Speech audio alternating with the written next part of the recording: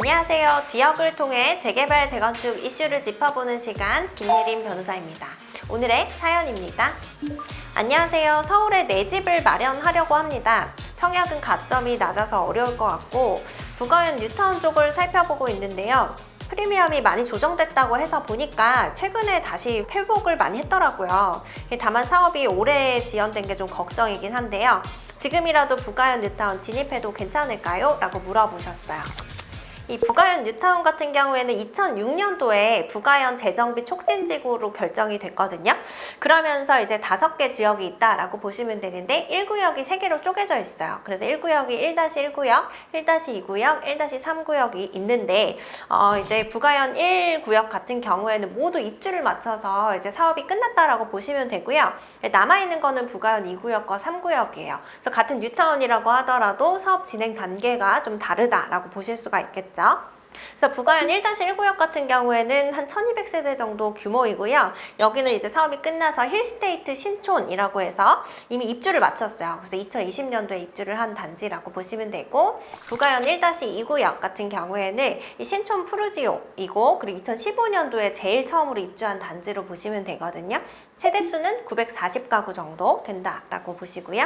1-3구역은 이편한세장 신촌이거든요. 그래서 2017년도에 입주를 마쳤고, 이 1구역 중에서는 제일 단지 규모가 크다라고 보실 수 있어요. 1910세대 정도 돼서 부가현 1구역은 다 끝났다라고 보시면 되는데, 부가현 2, 3구역이 이제 남아있죠. 근데 이제 부가현 뉴타운 중에서는 1구역보다는 2, 3구역이 규모도 크고 입지도 훌륭하다라고 보실 수 있는데, 이게 부가현 2, 3구역 같은 경우에는 사업이 초기 단계에서는 굉장히 빨리 진행이 됐었거든요. 그래서 이게 금방 입주하겠다라고 이제 조합원들이 기대를 하셨는데 아직까지 관리처분 인가도 못 받고 있다라고 되어 있어요. 그래서 부가현 2구역 같은 경우에는 2009년도에 조합 설립이 되고, 그리고 같은 해에 사업 시행 인가를 받았을 정도로 사업 속도가 굉장히 빨랐거든요. 이게 조합 설립 인가나고 보통은 한 3년 정도 걸려야 사업 시행 인가를 받기 때문에 이게 어마어마한 속도인 거죠. 한 6개월 만에 받았으니까. 근데 문제는 이후에 여러 가지 갈등 요소로 인해서 아직도 관리처분 못 받았다라고 되어 있는 단지고요.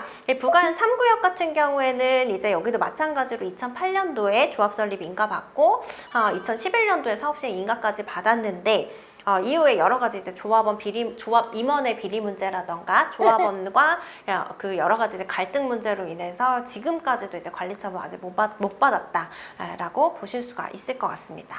부가현 2, 3구역 보시면은 여기가 서울 서대문구 부가현동이라고 보시면 돼요. 그래서 부가현 1구역 같은 경우에는 이화여대 잘 아실 텐데 인접하고 있어요. 그래서 그 일대로 보시면 되는데, 역으로 보셨을 때는 뭐 아현역, 그리고 충정로역, 서대문역 요 부근으로 다 보시면 되거든요. 요 일대로 보시면 되는데, 여기가 1구역부터 3구역까지 다 사업이 끝난다라고 하면은 대략 한 10,000세대 정도 규모가 이제 공급이 되는 곳이다 보니까 크게 이제 탈바꿈이 되는 곳으로 보실 수가 있겠죠.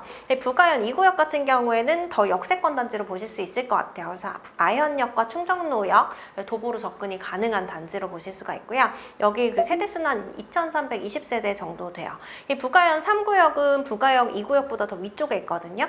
더 가까운 역은 이제 서대문역으로 보시면 되는데, 아무래도 이제 역에서 좀 거리는 부가현 2구역이 더 가깝다라고 생각을 하시면 되고, 다만 단지 규모 면에서는 부가현 3구역이 더 좋아요. 그래서 4,776세대라서 사실 서울에서 4,000세대 넘는 단지 규모를 가지기가 굉장히 어렵기 때문에 이런 부분에 있어서는 상당히 희소성이 있는 곳으로 보실 수가 있을 것 같아요. 이 교육 환경은 뭐 부가현 2구역, 3구역이 크게 다르지는 않겠죠. 그래서 이제 초등학교, 뭐 중학교, 그리고 잘 아시다시피 뭐 신촌에는 이화여대라던가 뭐 서강대라던가 연세대라던가 이렇게 다 이제 분포가 되어 있기 때문에 사실 초등학교부터 대학교까지 교육 인프라가 굉장히 잘 갖춰진 지역으로 보실 수가 있을 것 같고, 마트나 뭐 백화점, 그리고 이제 그 신촌 세브란스 병원이라던가 뭐 이런 그 주변 편의시설들도 굉장히 잘 갖춰져 있는 곳으로 보실 수 있을 것 같습니다.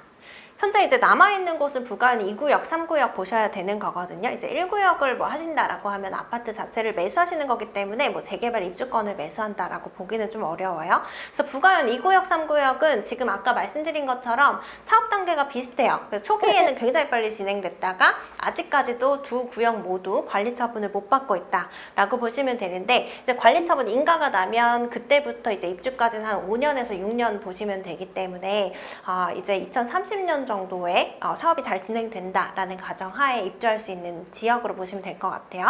근데 이제 부가현 2구역과 3구역이 다 갈등 요소가 좀 있었어요. 그래서 부가현 2구역 같은 경우에는 모든 이제 사업장이 다 겪기는 했지만 공사비 이슈가 좀 있었거든요. 그래서 여기 같은 경우에 지금 건설사가 삼성 그리고 DLENC 컨소로 구성이 되어 있는데 2020년도에 시공계약할 때 평당 한 490만 원 정도에 하기로 했었거든요. 근데 이제 그 공사비가 갑자기 급격하게 많이 올랐잖아요. 그러면서 이제 평당 공사비를 시공사에서 한 850만 원대 이렇게 달라라고 이제 요구를 했었고, 결국에는 뭐 이게 갈등이 좀 불거지다가 뭐 그래서 시공사 그 해지를 하네 뭐 이런 안건 같은 것들도 이제 총회에 막 올리고 그랬었거든요. 그러다가 결국에는 이제 협상이 돼서 평당 공사비 748만 원으로 공사를 하기로 했다라고 볼 수가 있는데, 거기서 또 불거진 문제가 있어요. 부가현 2구역 같은 경우에는 공사비가 올라가면 조합원들이 내야 되는 비용이 많아질 수밖에 없잖아요. 그렇게 되면은 이제 이거를 좀 상쇄할 수 있는 거는 일반 분양 수입을 늘리는 방법밖에 없기는 하거든요. 그러다 보니까 그 1+1 분양이라는 게 있어요. 재개발, 재건축에는. 그래서 이제 내가 가지고 있는 주거의 그 면적이 넓거나 아니면 금액이 높다라고 했을 때는 그 범위 내에서 이제 두 채를 분양받을 수 있는 그 경우들이 있거든요. 근데 이 1+1 분양을 거의 이제 모든 조합에서 다 해주는데 이 사업 수익성이 좀 악화되다 보니까 최근에는 뭐 안 해주거나 또 취소하는 사례들이 발생하기 시작한 거예요. 이제 부가현 2구역에서도 그 문제가 생긴 거죠. 그래서 1+1 관련해서 갑자기 이제 이게 분양을 안 해주겠다, 추가 분양을 라고 해서 안건을 올리고, 이런 부분들로 인해서 이제 조합원들과 좀 갈등이 생겨서 지금 1+1 분양 자체가 또 취소가 되다 보니까 관련해서 이제 조합원들이 또 소송을 진행하고 있어서 이런 부분들이 사업의 지연 요소로 좀 될 수가 있다라는 위험을 좀 보실 수가 있을 것 같습니다. 그리고 이제 부가현 3구역 같은 경우에도 좀 문제가 있는 게, 여기가 이제 그 조합 임원 리스크가 좀 있다라고 보시면 돼요. 그래서 기존에도 뭐 1대 2대 집행부 같은 경우에도 비리로 또 물러났고, 이제 세 번째 이제 교체된 집행부 같은 경우에도 수사를 받고 문제가 좀 되고 있고, 최근에도 이제 조합장 해임총회 같은 것들이 있어서 이제 해임총회 관련해서 이제 법원 가서 다투고 했는데, 결국에 이제 서울 서부지방 법원에서 1심 결정이 나왔죠. 그래서 해임총회 자체가 좀 잘못됐다 라고 해서 일단 결정이 나온 상태라서 기존의 이제 조합장이 좀 직무를 계속해서 수행할 가능성이 높아졌다라고 보실 수가 있고, 그리고 또 이제 문제는 여기 같은 경우에 아까 말씀드린 것처럼 한 10년이 사업이 지연이 돼 버린 거잖아요. 그러다 보니까 그 과정에서 사업비가 굉장히 많이 올라갔어요. 그래서 기존에는 정비 계획을 보면 한 8천억 원 정도 이제 사업비로 잡혀 있었는데, 최근에 이제 그 총회를 하면서 공개된 그 사업비 내역을 보니까 한 3조가 넘게, 3조 3천억 원 정도로 사업비가 증가가 돼 버린 거죠. 그래서 이렇게 되면은 이제 조합원 1인당 한 2억에서 5억 정도 추가 분담금을 또 납부를 해야 되는 부분들이 있기 때문에 이런 부분들이 또 갈등 요소가 돼서 좀 사업이 지연될 가능성이 있다라고 보실 수가 있을 것 같습니다.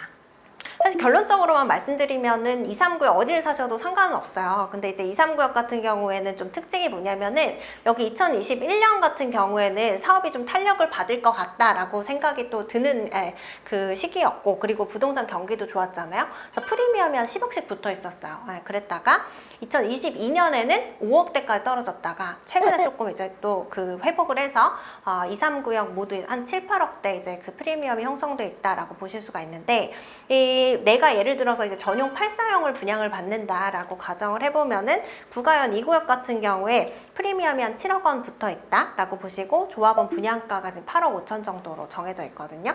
그러면 예를 들어서 이제 내가 1억짜리 뭐 매물을, 그러니까 1억짜리 감정평가 금액을 가진 매물을 사면은 한 프리미엄이 7억 붙어 있으니까 한 8억 정도 거래를 하시는 거죠.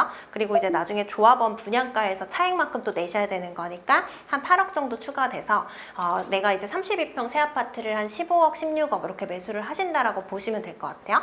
부가현 3구역도 마찬가지예요. 그래서 프리미엄이 비슷하게 붙어 있더라고요. 그래서 여기도 마찬가지로 이제 조합원 분양가가 이제 2구역보다 조금 낮기는 하거든요.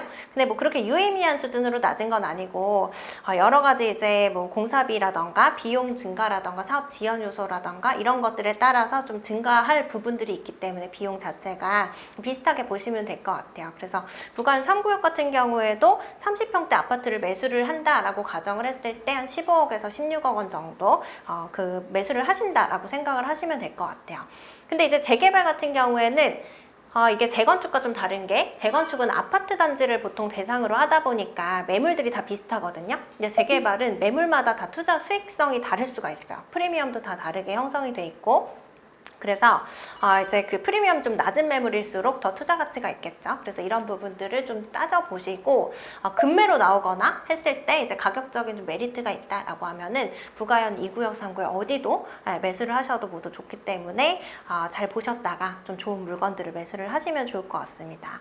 그러면 현재 이제 30평대 아파트를 지금 2구역, 3구역 같은 경우에는 한 15억에서 16억 원에 매수를 하시는 건데 이게 주변 시세랑 또 비교했을 때 메리트가 있으셔야 되는 거잖아요. 그래서 한번 보시면은 그 부가현 1구역에 힐스테이트 신촌이 2020년도에 입주를 했거든요. 그래서 가장 이제 신축으로 볼 수 있는데 지금 거래를 보면은 30평대가 16억 원부터 나와 있더라고요, 매물이. 그리고 실거래가는 15억 원대 이렇게 형성이 돼 있기 때문에 뭐 단지 규모라던가 이제 신축 프리미엄이라던가 여러 가지 입지적인 요소를 고려했을 때는 이제 부가현 2, 3구역 어디를 또 매수를 하시더라도 한 2, 3억 정도 이상의 차익은 보실 수 있다라고 볼 수가 있고 최근에 이제 분양을 했었죠. 그래서 마포자이 힐스테이트 라첼스 같은 경우에도 일반 분양가가 17억 원대예요. 그리고 이제 마포자이 프레스티지 자이 조금 입지적으로 다르긴 하지만 여기 같은 경우에는 지금 24억 원까지도 매물이 나와 있거든요. 그래서 부가현 2구역, 3구역 같은 경우에는 지금 매수를 하셔도 사실 시세 차익을 어느 정도 안정적으로 누릴 수 있는 곳으로 보이기는 합니다.